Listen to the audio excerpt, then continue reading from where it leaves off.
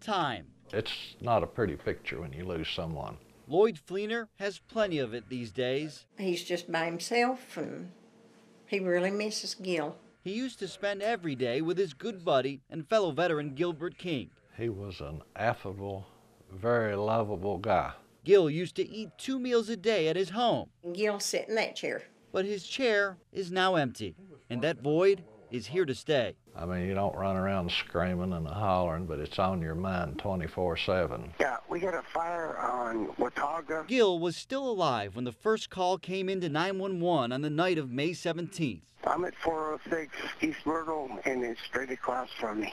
Within the first minute of that call, I've seen flames right now. the general area of the fire wasn't a mystery. Right next to the Pope firm. The caller was right across the street from the East Watauga Avenue apartment. I'm just trying to find out the exact address. But 911 wasn't ready to call in firefighters yet. We're driving on the highway. It was on Watauga Avenue. A building is up in flames. Even after 6 other people called in. There's a fire that's off of Watauga.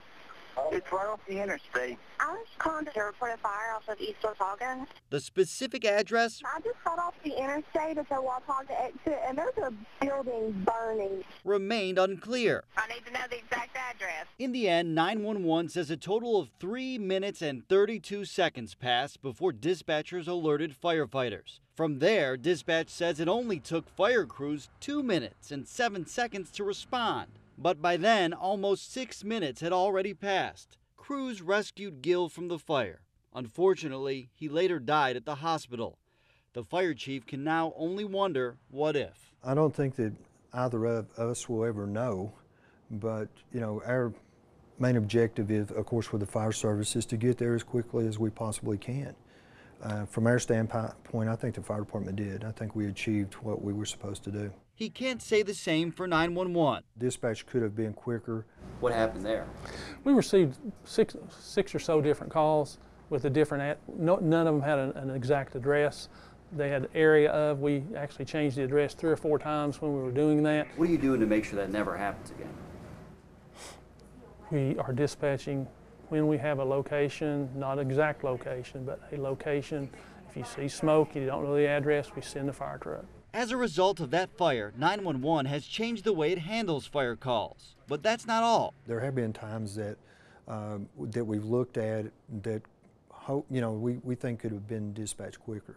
Both the fire chief, the process is faulty, and EMS director have pushed for quicker dispatch times when it comes to medical emergencies too. State guidelines, which dispatchers call outdated, require 911 to dispatch EMS emergency calls within 2 minutes. Records reveal for the first 6 months of this year, it took 911 2 minutes and 10 seconds on average. We want to make sure that there's nothing happening prior to our arrival that would cause worse outcome. Luckily, Dan Wheely says those longer dispatch times did not have a negative outcome, but he says there was room for improvement. He remembers one call specifically. It was a bee sting, patient was short of breath, they were administering epinephrine. I think it took like 3 minutes, 3.5 minutes to get the call out. Trying to dispatch units, emergency traffic. The 911 board has since set goals for dispatchers, a chance to hold them accountable. It's an improvement. And records reveal those performance measures are working. We just have been watching our times and checking them daily and making, and improving on our times. In the last 2 months, EMS's average emergency dispatch times have improved by 19 seconds.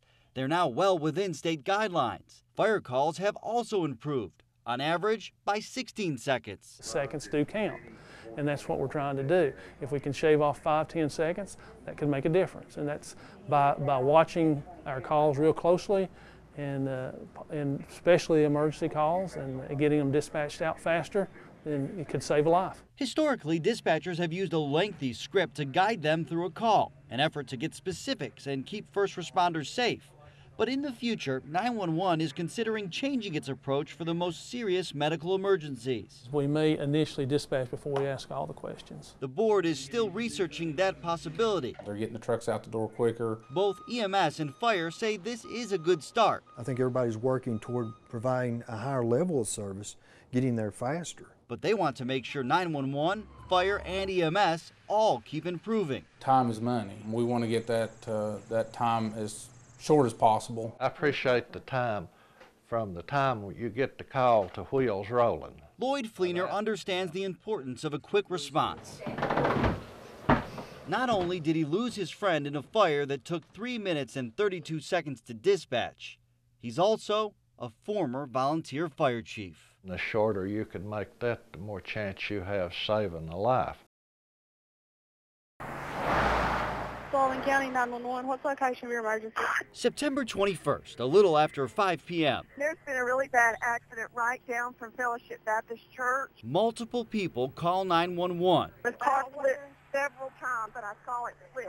Alerting dispatchers to what looks like a bad crash. It rolled sideways on the banking. The crash site, a bit of a mystery at first, somewhere near the Bristol-Sullivan County line. Dispatchers say that uncertainty initially led to confusion. Confusion about which 911 center should have handled the call and which fire department should have responded. A gentleman was extracted from the car, but he seems to be okay. Luckily, the man walked away. But records reveal, thanks to the delay on the front end, it took several minutes for dispatchers to dispatch the rescue squad, and roughly 8.5 minutes to get the fire department en route. 9 minutes is excessive for any call. Fire Chief David Taylor says that's just one example. When somebody has an emergency, throw out the minutes. Seconds count to get help there, and seconds do make a difference. He and others are now speaking up about the longer than normal dispatch times we discovered, something they are optimistic will now change. It is a concern, and that's an issue that does need to be addressed, and I think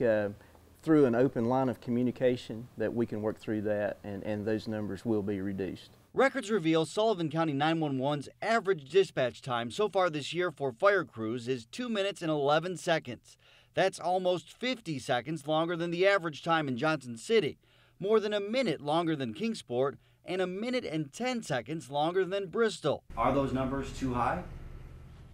They probably are if we're shooting for an average of a minute or less on fire dispatch. 911 Director Ike Lowry says over the almost 3 decades he's worked here, quality control has remained a priority. Do we need to encourage them to react quicker?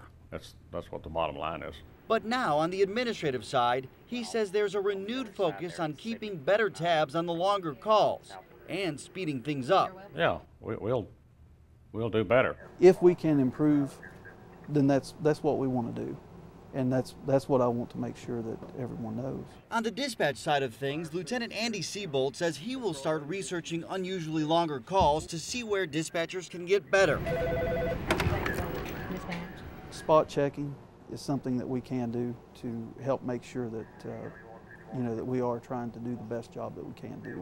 The fire departments are not pointing any fingers toward the dispatch center or anywhere else as far as that goes. If there is an issue, we're glad it's been brought to light and it will be addressed. Firefighters say they will help too by better communicating with dispatchers when they have concerns.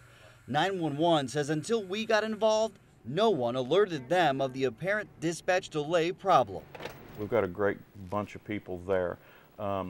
Whether the delay in times is procedural or training issues, I know that when you're training somebody and they go live, that mistakes do happen. It's human controlled, and we all realize that. But we're going to look into the issues to see what from our standpoint, from the fire department and from dispatch, that we can sit down and discuss this and make it better for everybody.